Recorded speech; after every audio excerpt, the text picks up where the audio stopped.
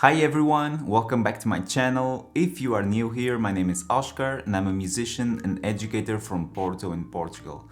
I make videos about music composition, music technology and education. This is the second of a three-part series about noise. In last week's video we talked about why white noise is good for babies, children, adults and our sleep. So is white noise safe for babies? Short answer is no. But the long answer is yes. Confused? Let me start by making an announcement I feel the world needs right now. White noise is not white noise. The truth is that calling these sounds white noise doesn't make much sense at all, because of two reasons. The first is the white part, and the second is the noise part. Let's start with the white part. In sound and audio, white noise is a very specific type of noise. It's one where each frequency interval has the same energy level as every other one. Check it out. This is the Max MSP patch displaying a spectrogram. It shows the frequency content of a given sound. Let's start with a pure sine wave. As you can see, there's only one frequency showing. But if we change it to white noise, any frequency interval that you choose will have the same level of energy as any other one with the same range. It's all over the place. One paradox with white noise is that it's always completely different because it's random, yet it always sounds the same. It's a very hissy and high-pitched type of sound. It's not very pleasant and definitely not the kind of thing you want to fall asleep to. So it's kind of strange that it ended up meaning a range of different sounds that go from a rainforest to gentle wind and to a bonfire. They just don't sound alike at all.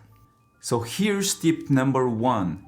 Don't use pure white noise for your baby to fall asleep to. It will always sound bad, and if it's loud, it might even be dangerous. In next week's video, I'll explain why using, among other things, our friends, the equal loudness curves. But for now, let's have a look at some of the other colors of noise, in this case pink noise and brown noise. There are others like violet and gray noises, but let's focus on these two.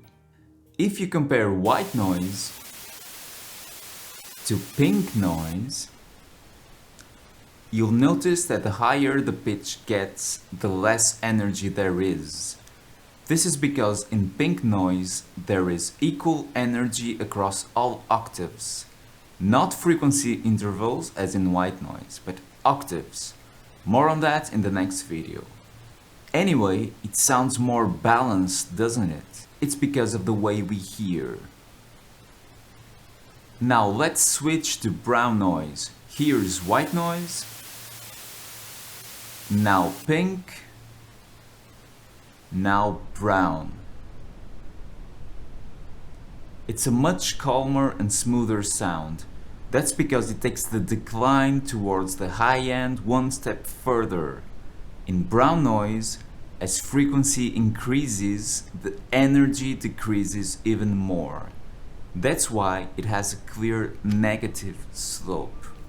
So you listen to a lot more low end relatively. I'd say that the most common color of noise in tracks designed for babies is by far brown noise, even if it's not labeled like that. It has a very deep low end by contrast, and remember what we said last week? Inside our mother's wombs we were exposed to sounds quite similar to this. Maybe that's why we find it interesting and calming. One quick tip before we move on: if you're playing brown noise to your baby, make sure you use a good quality speaker. The ones on your smartphone and tablet just don't have enough low end for this, so you might be missing out on a lot of the potential benefits. Now that we discussed the white part, let's go at the noise part. Quick flashback to last week's video. If we search the Cambridge Dictionary for noise, we'll get the following entries. A in the context of sound, a sound or sounds, especially when it is unwanted, unpleasant, or loud. B in the context of signal is any bad change in a signal, especially in a signal produced by an electronic device. And C in the context of information is unexplained or unexpected information in a sample that is not useful and that can be ignored. The reason why I asked you not to focus on the unwanted, unpleasant, and unexpected parts is that it doesn't make any sense with these sounds. So let's imagine you're going to sleep and you put on the sounds of a nice, calm forest by nighttime to calm you down. It's not unwanted, it's not unpleasant, it's not unexpected. But I'm afraid that means that it's not noise either. Take a vacuum cleaner, for instance. Is it noise? Well, it depends.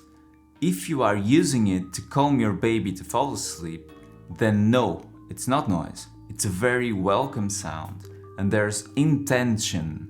But let's imagine you are trying to listen to some music, and then the vacuum cleaner comes on. Yes, it is noise, because it is stopping you from listening to the music. It depends on the context.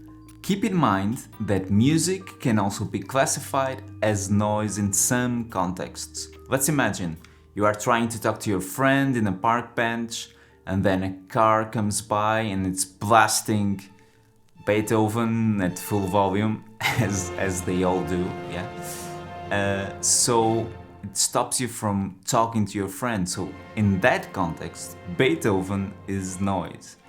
I have some friends who would argue that it's always noise, but that's a different thing.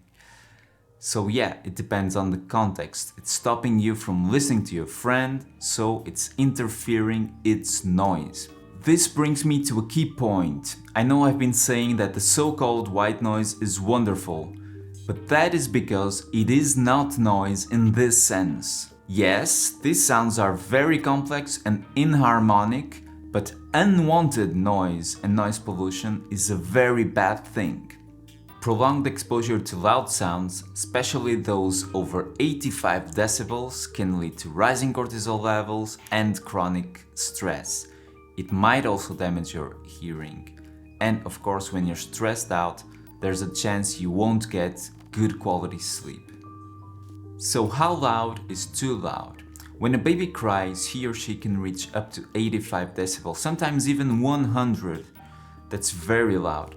If you're trying to use noise to calm him or her down, there's no point in keeping it quiet. It will be inaudible.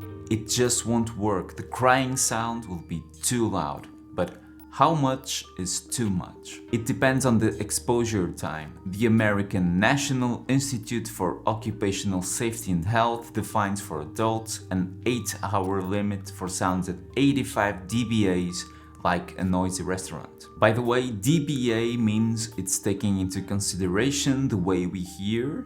More on that in the next video. At 97 dBA, such as a loud motorcycle, the limit is just 30 minutes. The louder it gets, the less time you have before it really hurts. But what about your baby? You'll definitely want to keep things well under 85 decibels.